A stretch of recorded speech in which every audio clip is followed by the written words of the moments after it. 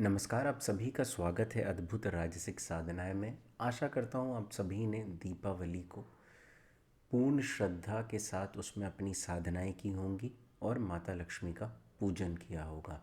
अन्य साधक जिन्होंने भी अपने मंत्र जागृत करने रहे होंगे उन्होंने भी अपने मंत्र अवश्य जागृत किए रहे होंगे दीपावली के अवसर पर।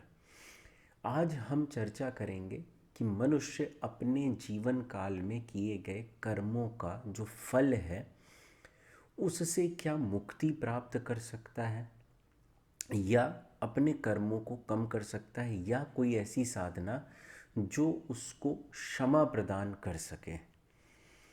यह साधना है भगवान श्री चित्रगुप्त की साधना। अधिकतर यह देखा गया है कि श्री चित्रगुप्त साधना कायस्थ परिवारों में की जाती है और मैं आज आपको इस साधना के विषय में बताऊंगा जिसे एक सामान्य जन भी कर सकें और अपने जीवन में किए गए कर्मों से जो गलत कर्म है। देखिए, कर्म को आप ये निर्धारित नहीं कर सकते क्या गलत है क्या सही है, कर्म का आवरण होता है। और यदि आध्यात्मिक परिभाषा में लें तो भगवान चित्रगुप्त को आप कारण शरीर के रूप में जान सकते हैं, जिसका अर्थ है जहाँ पे सभी कर्मों की आपकी छाप रहती है और कारण शरीर कभी भी नहीं बदलता, आप यह जानते होंगे। तो भगवान चित्रगुप्त की कथा में भी इस प्रकार से दिया गया है कि कोई एक राजा था जिसने अनेक पाप कर्म किए, लेकिन अपने अंतिम समय में श्री चित्रगुप्त की पूर्ण रूप से श्रद्धा सेवा साधना करके उसने अपने समस्त पाप कर्मों से मुक्ति प्राप्त की और स्वयं भगवान चित्रगुप्त ने उसे स्वर्ग प्रदान किया। तो आध्यात्मिक परिभाषाएं इसकी बहुत अलग हैं। उसके लिए आप टेलीग्राम चैनल पे अवश्य जुड़े, वहाँ पे मैं आपको बता दूंगा कि आध्यात्मिक परिभाषा क्या है, इस पूरी कथा के पीछे की कैसे क्या हुआ रहा होगा, उसने क्या किया क्या नहीं किया, है ना। आध्यात्मिक उसको हम अलग तरीके से समझेंगे। वर्तमान समय में हम सिर्फ साधना को समझते हैं कि यह साधना क्या है और कैसे की जाती है। देखिए, यदि मनुष्य कर्म बंधन से मुक्त है तो वो किसी भी प्रकार से ग्रह के अधीन नहीं है। अर्थात यदि आपके ऊपर कर्म बंधन नहीं है तो आप अपना जीवन सुख में हमेशा व्यतीत कर पाएंगे। और यदि कर्म का आवरण है तो आप अलग अलग महादशाओं में अलग अलग फल प्राप्त करेंगे। तो यह पूर्णतः निर्भर करता है कि आपने पूर्व जन्म में क्या कर्म किए हुए हैं। लेकिन यदि आप इस जन्म में भी उस आवरण से मुक्त होना चाहते हैं या कुछ समय में अपनी समस्याओं से समाधान प्राप्त करना चाहते हैं तो आप यह साधना कर सकते हैं।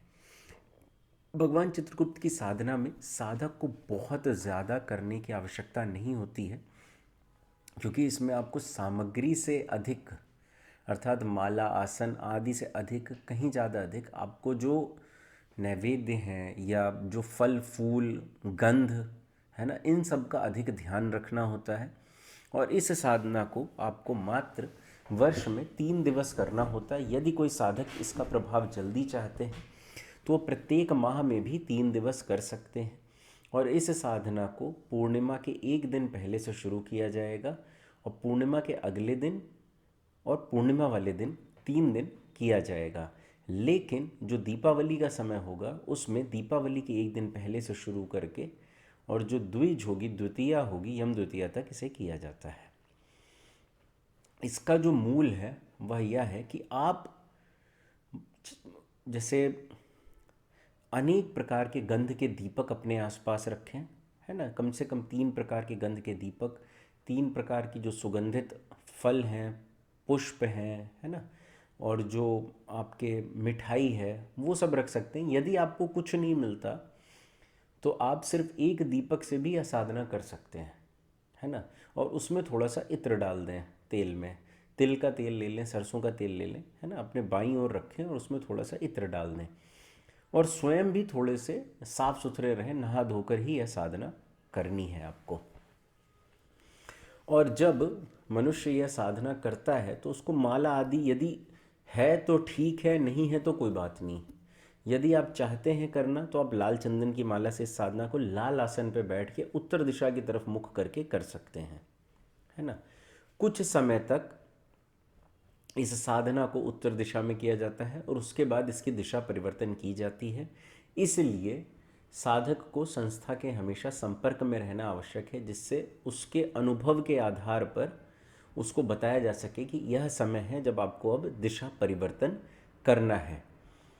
तो यह चीज़ें समझनी अत्यंत आवश्यक हैं। और जो भी साधक नए जुड़ रहे हैं और वह यह साधना करना चाहते हैं, उनसे मेरा निवेदन है कि डिस्क्रिप्शन बॉक्स में टेलीग्राम चैनल का लिंक है, उससे जुड़ें, टेलीग्राम चैनल को देखें।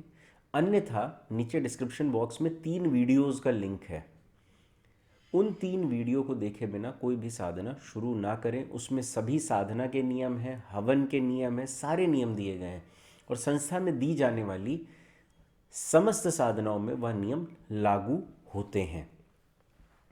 अब हम समझते हैं कि जब आपने यह साधना करी, उसके बाद क्या इसमें हवन करना आवश्यक है? देखिए, हवन करने वाला जो साधक है यदि इच्छुक है तो करे, नहीं करना है तो ना करे। कुछ समय काल जब बढ़ता है तो जैसे मान लीजिए कि यदि आप हवन करते हैं तो हो सकता है यही साधना का जो फल है आपको 4 से 5 माह में मिल जाए, और यदि हवन नहीं करते हैं तो हो सकता है वही 7 से 8 माह में मिले। और इस पे भी निर्भर करता है कि आप प्रत्येक माह कितने दिवस कर रहे हैं।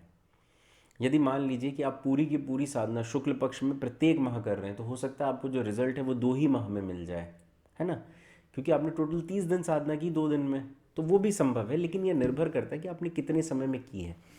इसमें कोई माला का नियम नहीं है कि आपको इतनी माला करनी ही करनी है। साधक चाहे तो 10 माला करे, चाहे तो 1 माला करे, चाहे तो 10 बार भी मंत्र बोल के उठ सकता है ना। इसमें स्थान का कोई नियम नहीं है कि आपको इसी स्थान पे साधना करनी है ना।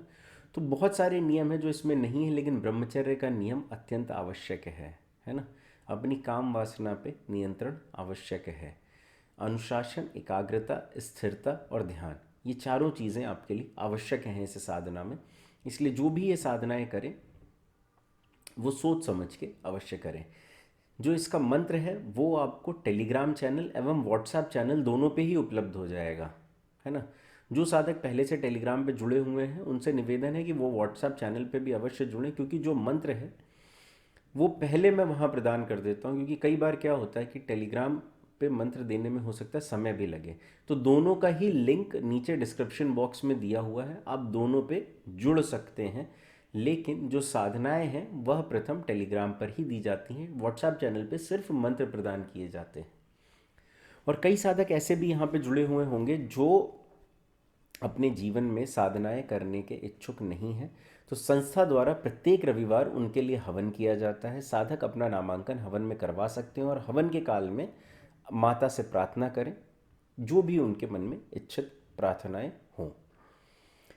इस साधना की अधिक जानकारी के लिए आप टेलीग्राम चैनल ज्वाइन करें, वहाँ पे आपको शेष जो भी जानकारी है वह प्रदान कर दी जाएगी। यह साधना पूर्णतः निःशुल्क है, अतः साधक को किसी भी प्रकार की चिंता करने की आवश्यकता नहीं है। मैं आप सभी का तंत्र जगत में स्वागत करता हूँ। आप सभी नीचे डिस्क्रिप्शन बॉक्स में टेलीग्राम चैनल का लिंक दिया हुआ है, उससे अवश्य जुड़े। और वह साधक जो अपने लिए एक कक्ष का निर्माण कराना चाहते हैं, संस्था में कक्ष निर्माण की प्रक्रिया चल रही है, वह उसमें भी अपना नामांकन करवा सकते हैं निर्धारित धनराशि प्रदान करके। नमस्कार एवं धन्यवाद।